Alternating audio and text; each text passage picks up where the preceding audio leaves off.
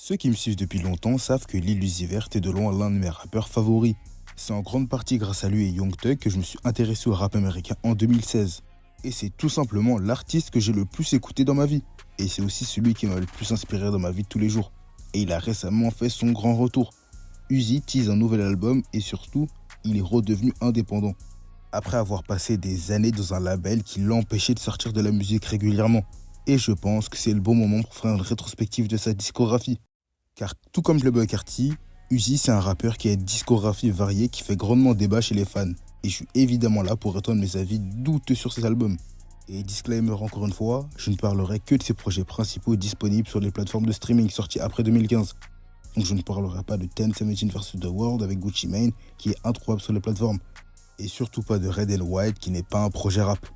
Avant de commencer, n'hésitez pas à venir me suivre sur mes réseaux sociaux et à vous abonner si cette vidéo vous plaît. Ça m'aide énormément pour le référencement et ça me donne de la force pour continuer. Merci de m'avoir écouté faire mon autopub et je peux enfin commencer cette vidéo en classant les albums de Lil Uzi Vert du pire au meilleur.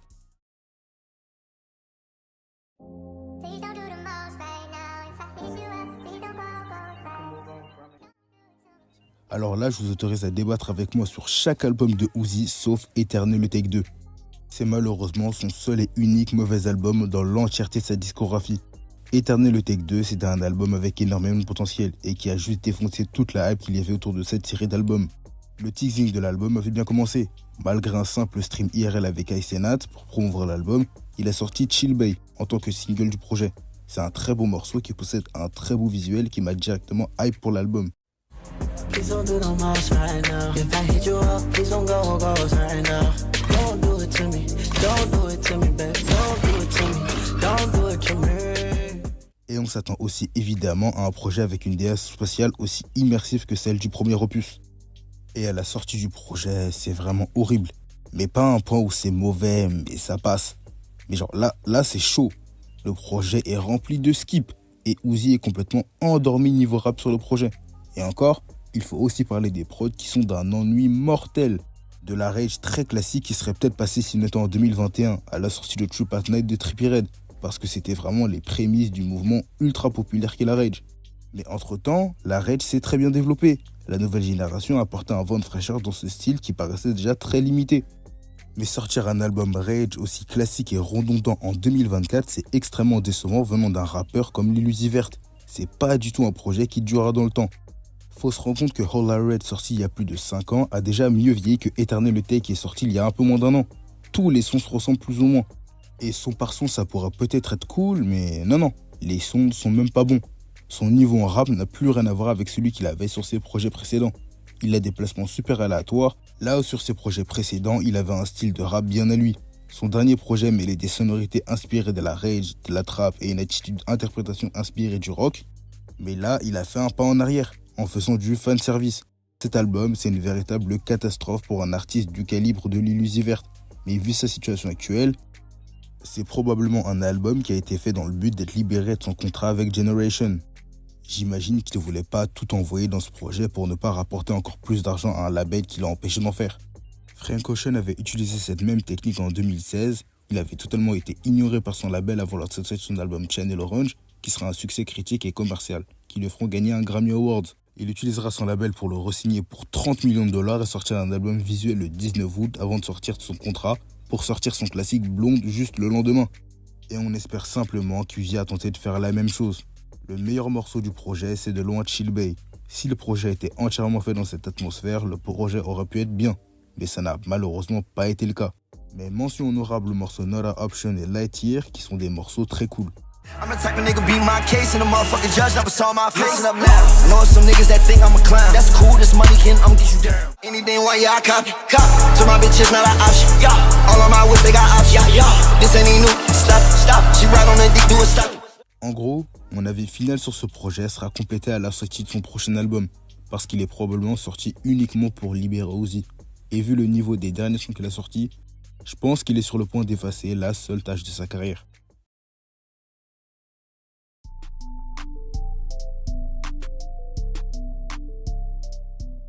Alors je passais très vite sur ce projet, étant donné qu'il n'y a pas grand chose à dire sur cet album. C'est le projet qui a fait passer Uzi de rappeur émergent à rookie de la nouvelle génération. Et c'est pas quelque chose qu'il faut prendre à la légère. Lil Uzi Vert, c'est le dernier rappeur qui a réussi à faire briller la ville de Philadelphie, ville qui est pas vraiment connue pour être le berceau de nombreux rappeurs populaires.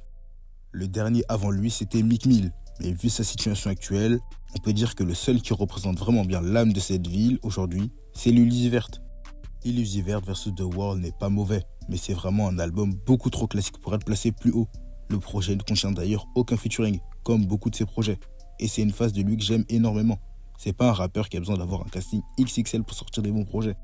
Et malgré la singularité totale de ce projet, ça reste aussi un projet qui possède ses classiques. J'ai pas peur de dire que Canadian Goose et You Was Right sont des excellents morceaux et que Money Longer est un classique de la génération SoundCloud. Money got longer, speaker got louder, car got faster. Turn to a savage, pocket got fatter, she got me down. La prod, le clip, l'attitude, tout est légendaire dans ce morceau. Et pour ceux qui me parleront de Pius and Q's, sachez que je n'aime pas ce morceau. Il a une très belle prod qui respire le milieu des années 2010. Mais je trouve vraiment que Uzi n'a pas lâché une performance au niveau de la prod qu'on lui a donnée. Le meilleur morceau du projet, c'est de loin Money Longer, qui n'a pas pris une seule ride en presque 10 ans. Mais grosse mention honorable à You Was Right et Scott and Ramona, qui est l'une des meilleures outros de Lil Uzi Vert. Yeah, alright. You was right, I was wrong. Yeah, I should've never ever took on. Gotta sit your way, live a double life amazing. I can't go a day if I don't talk to my baby. Lil Uzi Vert vs The World, c'est un projet qui est pas mauvais, mais qui est probablement moins bon que les restants, mais surtout qui a beaucoup moins d'âme que le reste des projets de Lil Uzi Vert.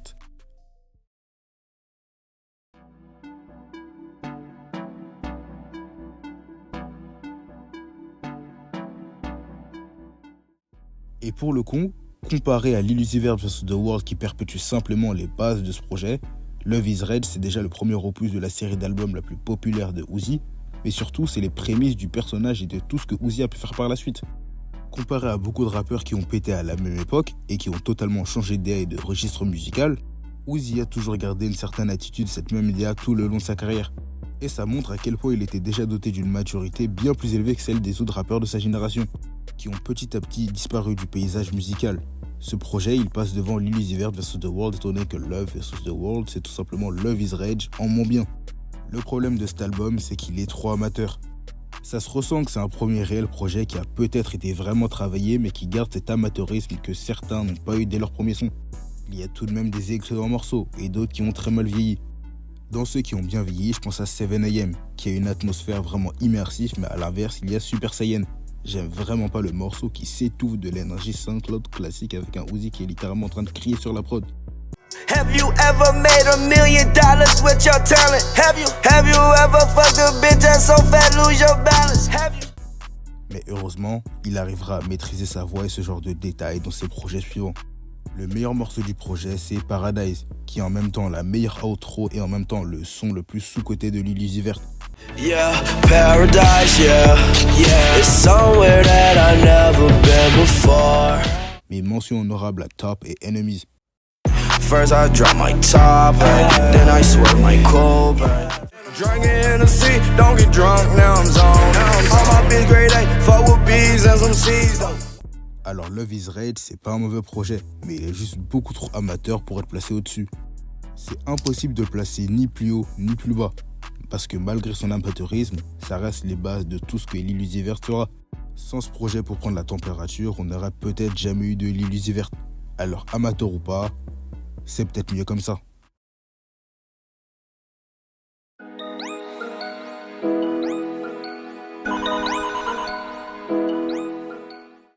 Pink Tape, c'est probablement le projet de Uzi le plus controversé de sa discographie.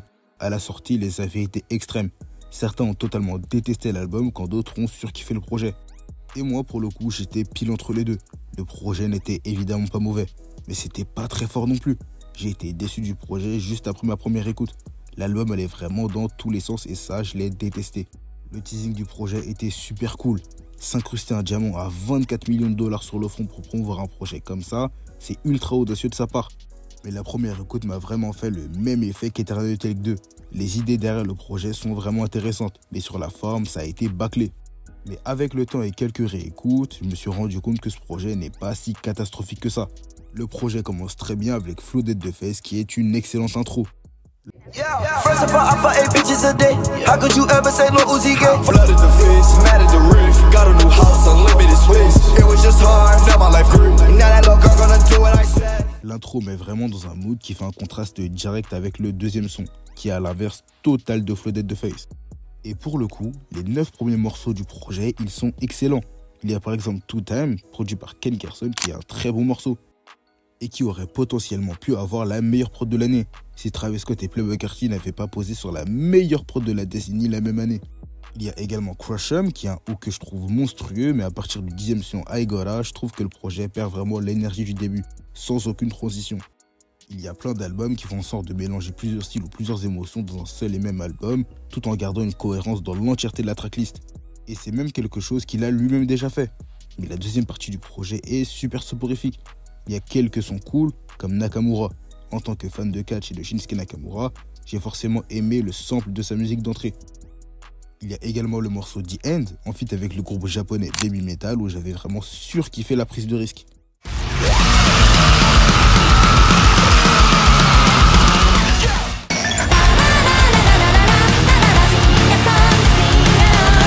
Mais à part ça, le reste du projet est rempli de skips. Cette attitude rockstar avec des gimmicks insupportables comme son cri étouffé, il a surutilisé.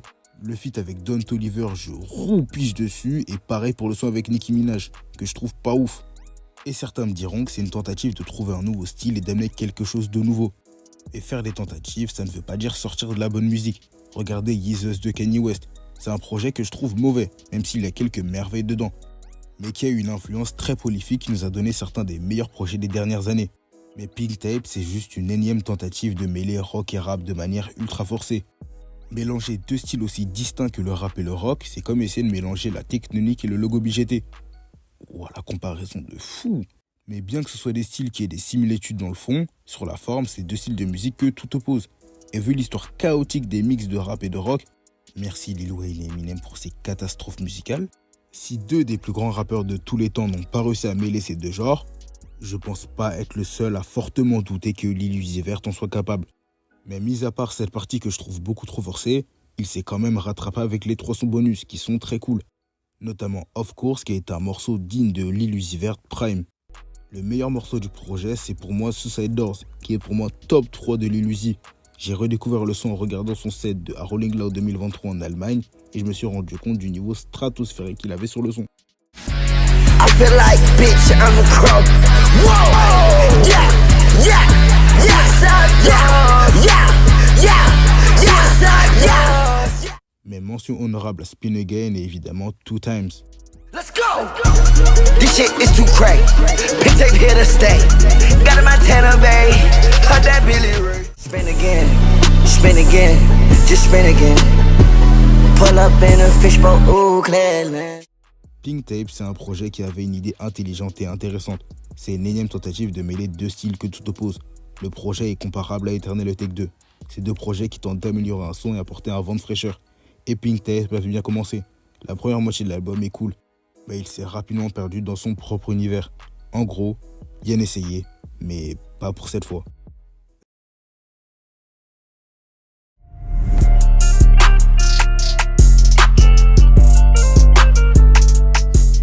C'est sans aucun doute le projet le plus sous-coté de Lil Uzi et Future. Pluto X Baby Pluto, comme son nom l'indique, est un album commun entre Lil Uzi Vert et Future. C'est important de rappeler, mais il faut se rendre compte d'à quel point Future est l'un des rappeurs, si ce n'est le rappeur le plus influent des années 2000. Future, c'est littéralement le rappeur qui a remis la lumière sur Atlanta au début des années 2010. Et il possède de nombreux classiques que vous devriez tous écouter dans votre vie. En gros, Future, c'est une légende du rap. Il aura logiquement une influence démentielle sur les rappeurs de la génération SoundCloud. Donc imaginez un album entre une légende qui n'a plus rien à prouver et l'un des artistes les plus prometteurs de sa génération. Ça donne un banger comme Pluto X Baby Pluto.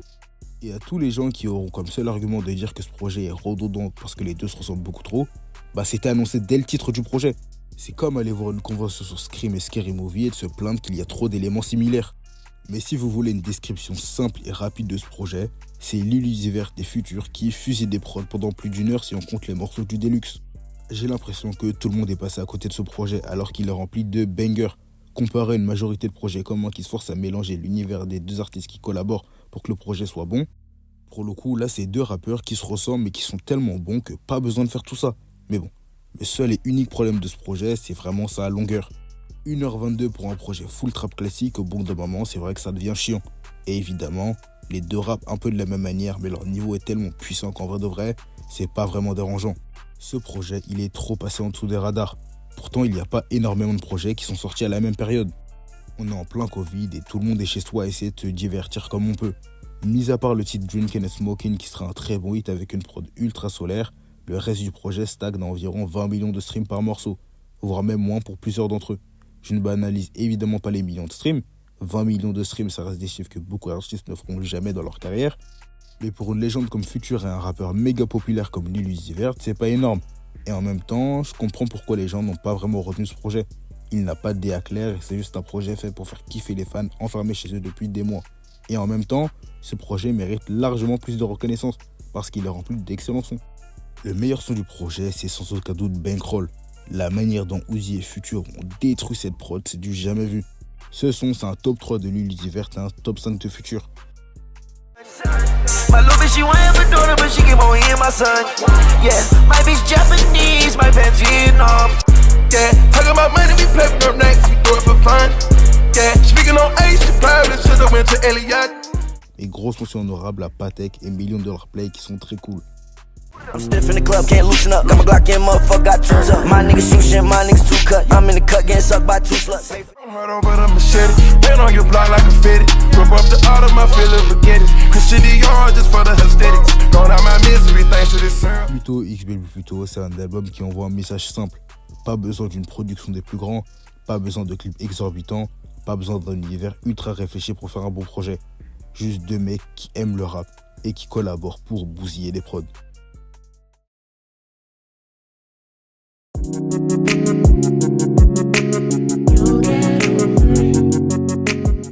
Anecdote très rapide sur ce projet, sachez que c'est resté pendant un très long moment mon album préféré all time. Premièrement, il faut parler de l'outro. Two, qui est pour beaucoup la meilleure intro de tous les albums de Lil Uzi Vert. Mais personnellement, je trouve que le point fort de ce projet, c'est étonnamment sa production. On a une quantité folle de morceaux à la production excellente qui font probablement partie des meilleurs et les plus marquants de la décennie. Sleep on them, that's Tempur-Pedic. Get the green like it's cow pockets, they fat just like Keenan. Told her I love her, ain't mean it. That's because I hit the meanest. Wait, chop it up off the whip. How long will it take? Breathe in, breathe out. Shake that ass, speed up, go fast, slow down, breathe in. Et je ne parle pas des morceaux les plus populaires que tout le monde connaît, mais ceux que certains ne calculent même pas, notamment For Real, Early 20 Rager ou encore 444 plus 222. 2017, c'est le climax du rap SoundCloud. C'est en même temps le moment où certains sont déjà en train de tomber dû à leur niveau médiocre et là où d'autres prouvent qu'ils ont bel et bien les épaules pour être considérés comme le futur. Et Lil Uzi Vert a totalement relevé ce défi. Il a réussi à prouver qu'il était capable de mélanger toutes ses influences pour créer un nouveau son. Un son bien à lui qui mélange les mots rap avec lequel il s'est fait connaître. N'oubliez pas que ce projet s'appelle Love is Rage. Et c'est ce qui lui a valu énormément de critiques. Le rap SoundCloud était étroitement lié à l'emo rap, qui est un terme particulièrement péjoratif. Et au lieu de s'enfoncer et de ne pas répondre à toutes ces critiques, Uzi va répondre de la meilleure des manières. Il va prouver. Il y a des sons, il va juste essayer d'envoyer et de bousiller des prods. Je pense à l'excellent Neon Guts en feat avec Pharrell Williams, Sauce It Up ou encore Skr Skr. Yeah, you never stayed in Kahlua. I push it now on my shooter. Flooding my chain and it Gucci. I don't want that girl, she moody. See I opted a nigga on alert. I'm the type of nigga that make it work, yeah. With the Gucci on his linen shirt. In the hood, I was just living there. Every day I had to shed a tear. Qui est probablement l'un des sons les plus sous-cotés de Uzi. Et là, je parle uniquement des sons dont on ne parle pas assez. Mais quand on parle de Love is Rage 2, il faut évidemment parler des 3 morceaux les plus populaires de l'album. C'est impossible d'être passé à côté. C'est probablement l'un des morceaux, si ce n'est le morceau le plus iconique de cette époque. Et c'est un morceau que tout le monde connaît, qu'on soit fan de rap ou pas. Vous l'aurez compris, je parle du classique X Out Our Life. X Out Our Life, c'est l'un des morceaux les plus marquants de l'année 2017 et qui aurait pu être le son de l'année si Kendrick Lamar n'avait pas sorti Humble la même année. Après X Out Our Life, il faut aussi parler de 20 Minutes, un morceau en avance sur son temps parce que c'est un morceau Rage. Un morceau Rage sorti en 2017, bien avant que Trippie Redd et Playboi Carti mettent en avant et fassent de ce mouvement l'un des plus populaires aujourd'hui. Et c'est probablement l'une des prods rage les plus emblématiques de tous les temps. Et il faut finalement parler de The Way Life Goes, une magnifique prod aussi mélancolique qu'envoûtante signée Don Cannon. Tout le monde sait que chaque artiste populaire a son producteur phare. Les duos de beatmakers-rappeurs, c'est quelque chose qui se perd de plus en plus. Mais on se souvient tout de même de certains duos qui ont marqué ces dernières années. Playboi Carti et Pierre Bourne, 21 Savage et Metro Boomin, Young Thug et London ou encore Gunna et Weezy. Et s'il faut parler de Lil Uzi Vert, il faut parler de Don Cannon. C'est un producteur lui aussi originaire de Philadelphie qui a collaboré avec des artistes ultra populaires comme A$AP Rocky, Lil Wayne ou encore Eminem. Et il est aux manettes de certains des plus gros succès de Lil Uzi Vert, Money Longer, Rage Your Social, Flooded the Face ou encore Do What I Want. Le meilleur morceau du projet, c'est Exotor Life. Peut-être pas original, mais c'est un morceau dont je ne me lasserai jamais. Mais mention honorable à Saucy Top et Dark Queen que je trouve extrêmement réussi. I was on the phone, yeah, we play with Cardi. Come on, that's our song. Hearts up on my Cardi. I was in the Lamb Cardi, he was in the Rari. Damn mama, I don't wanna sign up. No way, I'll chill, get in commas. Love is Rage 2, c'est un projet qui est excellent. Il possède des morceaux personnels et introspectifs comme Dark Queen qui parle de sa mère et ses bangers de pure flex comme 20 minutes. Il possède ses bonnes performances et ses hits. Et ça crée une harmonie qui fait de lui l'un des rappeurs les plus prometteurs de sa génération. Mais surtout l'un des rares qui a réussi à se détacher et s'extirper de cette image de rappeur SoundCloud. Et un projet de ce niveau fait par un artiste qui décide de répondre à ses détracteurs par sa musique et qui en ressort grandi, je sais comment ça s'appelle. Ça s'appelle un classique.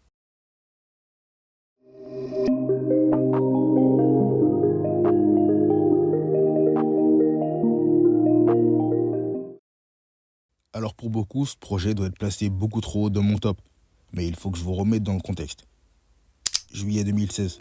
Je traîne sur YouTube en cherchant une chanson à écouter sur la télé du salon de chez moi.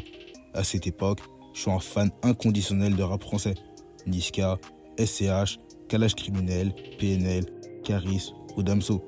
Et je connais absolument rien au rap américain. Je connais Drake, Tupac, Biggie, Eminem, les plus connus quoi. Et en traînant, je tombe sur ça. Sans vraiment savoir à quoi m'attendre, parce que je connais aucune de ces personnes. Je parlais même pas anglais à cette époque, et je lance la vidéo, sans savoir qu'elle allait changer ma vie. Rest in power, it's all about power. Squeeze two lemons together and really all you'll have is sour. All these niggas stealing my style, can I get my flow back? Yeah, bob on that bitch like Kodak. Yeah, bitch you know that. Wasn't no food but rice. All of these bitches, they want me, but they get one night. Fuck 'em. I give a fuck what you saying. Bitch nigga, no, I ain't playing. Roll it on my wrist, roll it on my bitch. What? 30 on my waist, What? 30 to your face, Yeah. 60 to your face, Yeah. 90 to your face. Yeah. That's a closed case. Who the fuck picked this little sorry ass beat? I'm from the ugly corner, man, them little sour ass streets. Now, homie, I'm the one who let your starving ass eat. You was hungry, I ain't have to let your sorry ass eat. J'ai pris une véritable claque musicale. Je comprenais rien, je savais pas ce que c'était un cypher, je connaissais aucun de ces gars, mais j'ai surkiffé. L'attitude, l'ambiance, et c'est ce jour-là que j'ai découvert le rap américain. Et j'ai commencé à en écouter plein, mais surtout Lil Uzi Vert. Je pense que ce qui m'a tant plu chez lui, c'est sa personnalité. Voir un rappeur s'éloigner de la masculinité abondante du rap, ça fait un bien fou. Et il est rapidement devenu mon rappeur préféré. Et le 10 août 2016, j'ai écouté le tout premier album de rap américain de mon existence. Et dès l'intro, j'ai surkiffé. Everybody know I'm better, hey, yeah I'm better, hey, it don't matter, hey, pockets fatter, hey, nowadays I'm on my haters, they got sadder, hey, that's money longer, hey, different song, bro. Do What I Want, c'est un morceau que je trouve trop cool, surtout que je le rappelle, mais je ne comprenais rien à l'anglais. Le projet entier m'a tenu en haleine. C'est d'ailleurs le même jour que j'ai découvert Playboi Carti sur le morceau Of Course We Get Our Flowers. Mais 10 ans plus tard, car oui, ce projet fête ses 10 ans cette année, ça reste un projet d'un niveau incroyable. L'intro est exceptionnelle, les feats de Playboi Carti, Offset et Future sont réussis, mais la fraîcheur du projet se ressent encore plus aujourd'hui. C'est littéralement le projet rap le plus solaire et good vibe que j'ai écouté dans ma vie. Les meilleures conditions pour écouter ce projet, c'est d'être sur une plage paradisiaque ou sur un jet ski à Tahiti. Et sachez que le jour où j'arriverai dans un endroit comme ça, la première chose que je ferai, c'est lancer The Perfect Love Tape. Dans le projet, tu ressens toute la personnalité chaleureuse et haute en couleur de Uzi. Et c'est une excellente chose que la génération SoundCloud a apporté. Être soi-même marche désormais tout autant qu'incarner la rue. Tout le monde peut réussir en étant la personne qu'elle est et qu'elle a toujours été, pour le meilleur comme pour le pire. Et pour être honnête avec vous, j'ai aucun argument objectif pour placer cet album aussi haut. C'est de la subjectivité pure et dure. Objectivement, Pink Tape est un meilleur album que The Perfect Love Tape. Le projet est bien plus abouti et réfléchi, mais n'oubliez pas que c'est un top subjectif. Pour beaucoup de gens qui écoutent Uzi que j'ai côtoyé, ce projet est l'un des moins bons de sa discographie. Et je peux l'entendre, ça peut sonner très moyen aux oreilles de ceux qui n'ont aucune histoire avec cet album. Mais pour ce projet, la subjectivité passe au-delà de l'objectivité. Le meilleur morceau du projet, c'est Do What I Want. C'est peut-être l'un des 5 morceaux que j'ai le plus écouté dans ma vie et qui représente parfaitement l'âme de ce projet. Les gros sous honorables à You're Lost et Erase Your Social qui sont excellents. Oh, I don't want you back. Yeah, I'm just counting racks. Yeah, the money won't bring her back. Hi haters, this is my world, so it's all in my favor. I like all girls, yeah, all type of flavors, but that don't matter, cause I just got my baby. Choisir de placer The Perfect Love Tape aussi haut, c'est un choix du cœur qui est uniquement justifié par la nostalgie que me procure ce projet et toute l'histoire qu'il y a derrière. Vous serez probablement pas d'accord avec mon choix, mais sachez que sur ce projet, je serai peut-être pas là à vous parler de rap américain.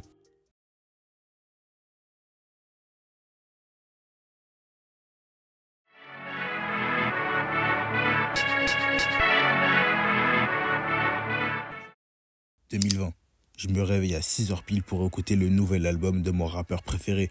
Je m'empresse d'aller sur Spotify et rien. Je regarde sur Twitter, sur Insta, mais rien du tout. Comme un certain Playboi Carti, il s'est probablement encore foutu de notre gueule. Mais j'étais tellement déçu de ne pas pouvoir écouter le projet. Le rollout, bien que maladroit, m'avait ultra hype. Uzi était en embrouille publique avec son label Generation qui l'a empêché de sortir de la musique. Pour contester ça, il a sorti sans leur demander le morceau Free Uzi. So what pick you take? I can make your little bitch just wanna percolate. Sex first, then we can have an accident. Gave me head to my shit, I'm decapitated. Look me in my eye and do I'm that nasty. Qui sera supprimé quelques heures plus tard. Et ce morceau, je dois le dire, il est énervé. C'est peut-être le meilleur flow que Uzi a lâché dans l'entièreté de sa carrière. Il matraque la prod comme si c'était elle qui était à la tête de son label. Et bien que je savais qu'Eternal Tech était encore loin, je ne pouvais pas m'empêcher d'être hype. Surtout quand quelques mois plus tard, elle nous a sorti New Patek. Snippet légendaire qui sera rapidement posté sur les plateformes après une demande massive des fans. Et là encore, on a un Uzi qui fracasse une prod pendant plus de 5 minutes. Et à ce moment, il a une pression encore plus grande que celle de son label derrière lui. Les attentes du public. Ça va faire 3 ans que Uzi a sorti son classique Love is Rage 2. Et dans ces 3 ans, la génération SoundCloud a complètement chuté. Et étonnamment, les 2 derniers gros rappeurs de cette génération qui devaient encore prouver qu'ils avaient leur place en tant que survivants, c'était Playboi Carti et Lil Uzi Vert. Mais revenons à mon storytelling initial. Faut pas oublier qu'on est en plein Covid. Tout le monde est chez soi à faire des cours en visio ou à s'occuper comme on peut. Et en plein cours visio, je traîne en même temps sur les réseaux sociaux. Et je vois plusieurs posts annonçant que Eternal Tech était enfin sorti, avec 8 heures de retard. Je vais voir sur Spotify dans un élan de déni et une once d'espoir, avant de me rendre compte que le projet est vraiment sorti. Alors je m'empresse de lancer le projet, et dès l'intro, je prends une claque monumentale. Y'all niggas bet you'll be for y'all, I'll be dead. Whole lot of hoes, whole lot of men. Yeah, whole lot of clothes, nigga be stealing my sweat. Whole lot of emeralds, please tuck your baguettes. Yeah, whole lot of red rubies on my neck. Je le dis haut et fort, Baby Puto, c'est la meilleure intro que j'ai écoutée dans ma vie. Il envoie direct la couleur en fracassant une prod dès l'intro de son projet. Et dès la première écoute de ce projet, on se rend rapidement compte que cet album est divisé en 3 parties, représentant les 3 personnalités musicales de Lil Uzi Vert. Les 6 premiers sons représentent Baby Pluto. Comme son nom l'indique, c'est un alter ego de Future, qui excelle en rap et qui vient au micro uniquement quand il y a une prod à malaxer. Et putain ce que c'est réussi! Les 6 premiers sons du projet, ils sont juste excellents. C'est 6 morceaux et 6 highlights qui font probablement partie des meilleurs verses de toute sa carrière. Les 6 sons suivants représentent Reggie, la phase plus lover et mélancolique de Uzi. C'est la seule et unique fois où j'ai l'impression de réécouter du Uzi pour la première fois. Ces 6 sons, c'est des sons qui auraient pu se retrouver sur The Perfect Love Tape et qui étaient tellement bons qu'il a attendu de sortir son meilleur projet pour les sortir. Et les 6 derniers sons représentent Lil Uzi Vert, qui est donc un mélange entre Reggie et Baby Pluto. Si je devais définir ce projet en un seul mot, ce projet il est parfait.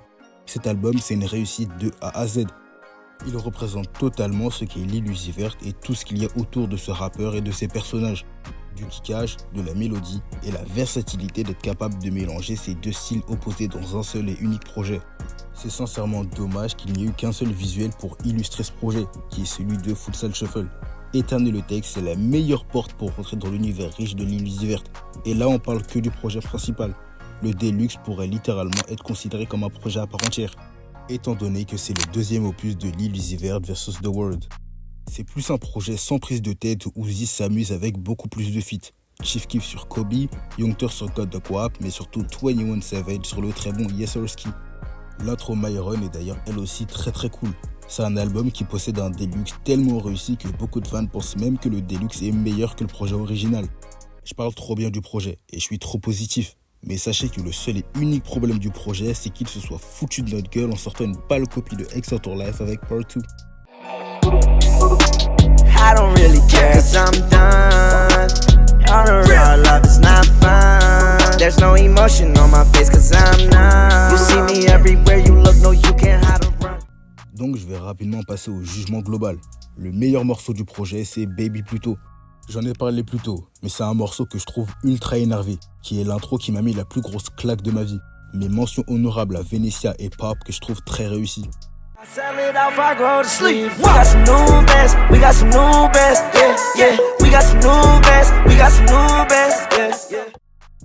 Eternal le Take, c'est le projet qui a sauvé la carrière de Lil Uzi Vert. Malgré un rollout chaotique, il a réussi à prouver qu'il avait sa place parmi les meilleurs rappeurs de sa génération. On l'a empêché de sortir de la musique pendant 2 ans et il a décidé de répondre aux attentes du public en faisant ce qu'il sait faire de mieux, faire ce qu'il aime.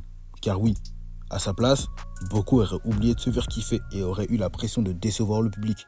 Mais pas Uzi, il l'a déjà dit. Il aime le fait que tout le monde n'aime pas sa musique. Et il a totalement raison. Ce serait super triste que tout le monde ait les mêmes avis sur le même sujet, non? Et c'est pour ça qu'Eternal le Take est le meilleur album de Lil Uzi Vert. Dans ce projet, il a juste trouvé la clé pour perdurer dans la musique. Faire ce qu'il nous plaît et s'en foutre de ce que pensent nos détracteurs. Et ça, c'est le message qu'il continue et qu'il a véhiculé tout le long de sa carrière. Merci à tous d'avoir regardé cette vidéo jusqu'à la fin, j'espère qu'elle vous aura plu. Je suis désolé si la qualité audio et le niveau d'enregistrement étaient en dessous sur cette vidéo. Je l'ai enregistré en plein ramadan et frère, à la fin de la journée, ma bouche elle est complètement sèche, j'avais la pâteuse toute la vidéo. Mais comme vous pouvez l'entendre, j'ai un nouveau micro. Donc la qualité audio de mes prochaines vidéos sera bien meilleure que celle de toutes les vidéos de ma chaîne précédemment. S'il vous a plu, n'hésitez pas à me dire quel artiste vous voulez voir faire ce concept. Je compte déjà le faire sur Yeet ou encore Young Thug. Et j'espère que vous aurez plein de propositions à me faire. Juste avant de partir, n'hésitez pas à vous abonner, de mettre un like, d'activer la cloche et de partager cette vidéo si elle vous a plu. Et également de venir me suivre sur mes réseaux sociaux, car toutes les informations sur mes prochaines vidéos sont là-bas. Et évidemment, si vous avez aimé cette vidéo, n'hésitez pas à aller voir mes vidéos précédentes.